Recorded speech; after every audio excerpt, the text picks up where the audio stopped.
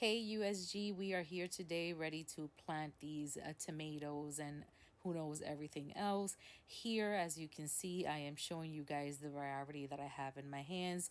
These are the determinants that I have here in front of me, and I will explain to you guys what we are doing. These are all the determinants. Where do you want to put all of these? Some of the dyes? Yeah, these will put all of the tomatoes all at once and then they'll wilter away. So what bed do you want to put all of these? I have 2, 4, 6, 8, 10, 12, 14 of them. We'll show you guys where they end up.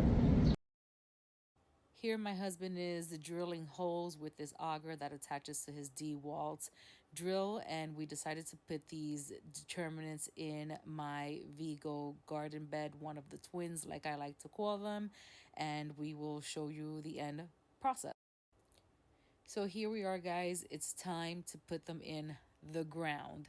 So the one that I have here in my hands is called the baby boomer. As I'm showing it to you guys, is a determinate variety. I already told you guys this is what we're planting first. We're putting it in the Vigo garden, and look at these roots, guys. They are doing good. They are not winded up. They're not root bounded. I am not going to be planting these guys super deep, even though they look a little leggy. Spoiler alert, this video is going out a little late, and they are doing amazing in the backyard garden. I cannot complain. I am very happy. Most of these seeds are from Baker Creek. If I'm not complaining, I had 100% germination and they are doing amazing.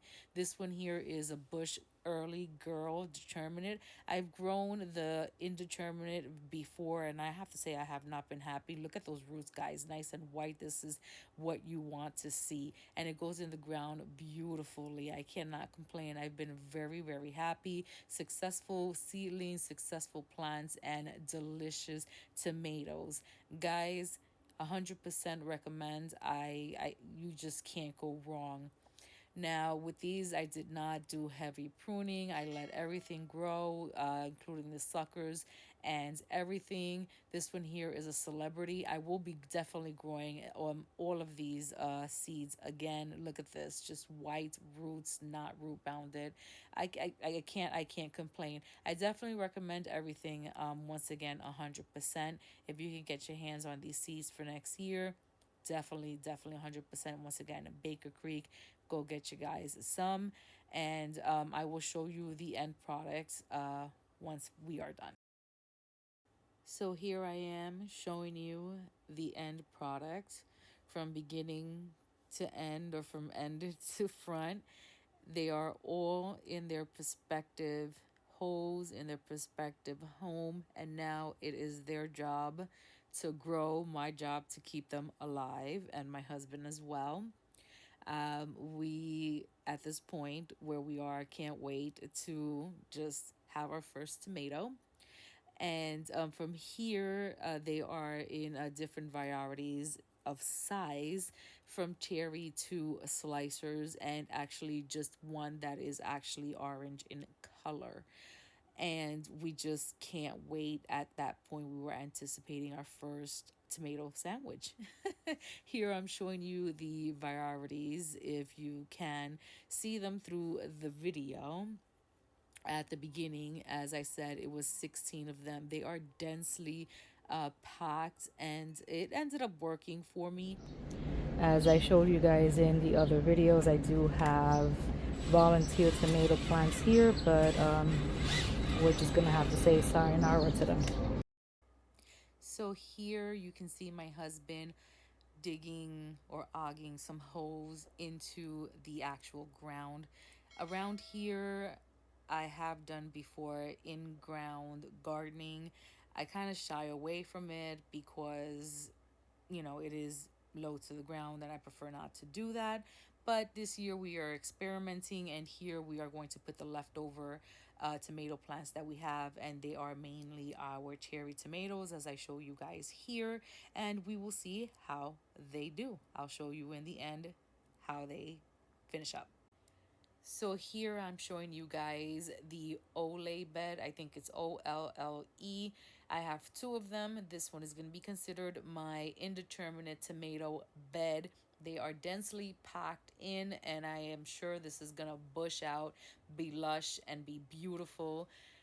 I don't know exactly the count of how many are in here, but you guys can see if y'all want to count through the video. Some of them are teeny weeny and some of them are large and in charge, but once they are in the ground, they are going to catch up to each other. I also have some volunteers that are in here that did not get augered out. Guys, I am going to leave them and I am going to embrace the tomato jungle that is going to be out of this.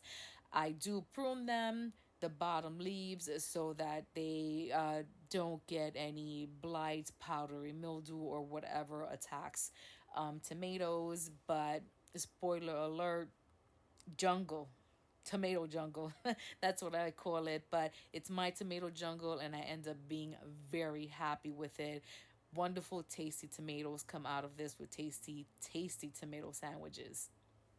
Now here, what I'm showing you guys is just an overview of what I have rest in the garden. The blueberries are popping already and they have wonderful blooms, flowers. These bushes actually end up giving me so many blueberries for fresh eating, and I actually ended up putting some up into the freezer so that I can have for winter use, maybe to make blueberry pancakes or even blueberry muffins. I am very, very happy with these bushes. I actually have three. I have two that are older and one that is young. Here I'm showing you the raspberry canes that I have. I think three plants that are producing an abundance. These sets of blooms here are beautiful, but my backyard is unfortunately being attacked by the spotted lanternfly nymphs, and I have reported it to agriculture, and we'll see what they can do about it. Here I'm showing you the in-ground garden bed that my husband made up. The holes have already been augered, as you can see. He actually placed some stone around this so nobody steps on any of our plants, and the amendments that I used here are the same ones that I used in all of my beds, which are worm casting, blood meal and bone meal, and some trifecta plus from Mi Gardner, so they can have a good start, because this is just plain old soil that's on the ground. I really don't know the minerals or anything that's in ground gardening, at least in this soil or whatever material we want to call this. So I obviously have to add minerals. Here you can see him actually mixing it into the ground per hole that he actually augered, and then we're going to proceed with putting each plant in its prospective hole. So this is the finished product.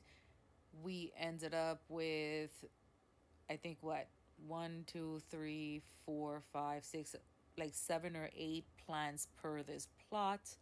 And he actually ended up adding some Viragrow soil, which I'm showing you right here, into the actual planting hole, since per the bag it says it has some type of slow fertilizer to go in, just to give them an extra boost besides everything that I actually put into the hole. At this point, you try to give them everything that you can, obviously without overdoing it, because you can't give them too much love. You know how we are with our garden. But at this point, they're in their final place, and now it's their turn to do what they have to do and grow and give us a bunch of load of tomatoes. So off they go. We're sending them with good love, and we'll see what they do. Okay, guys, so at this point, we are done with the garden. That's it. Everything is in the ground, in its beds, and I'm going to give you a quick overlay of what's going on. We are starting here with the cucumbers. They are in. Eventually, I put in a trellis for these guys, and we show you in future videos. The blueberries, as you see here, lush, beautiful blueberries, flowers, blooms, and all that good stuff.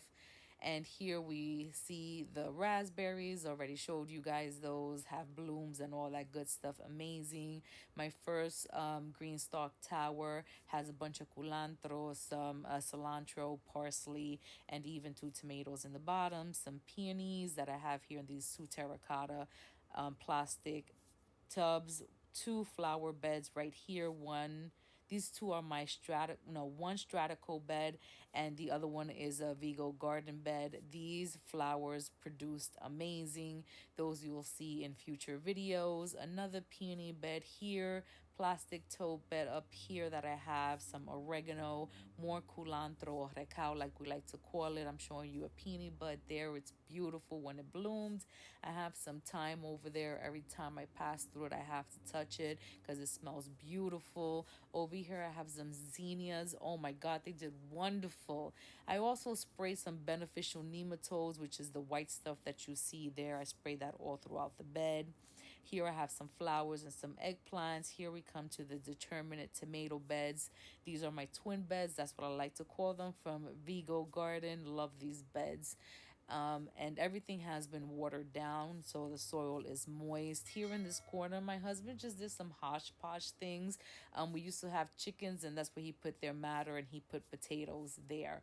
Over here, I'm showing you guys my grape plant. Not doing great this year.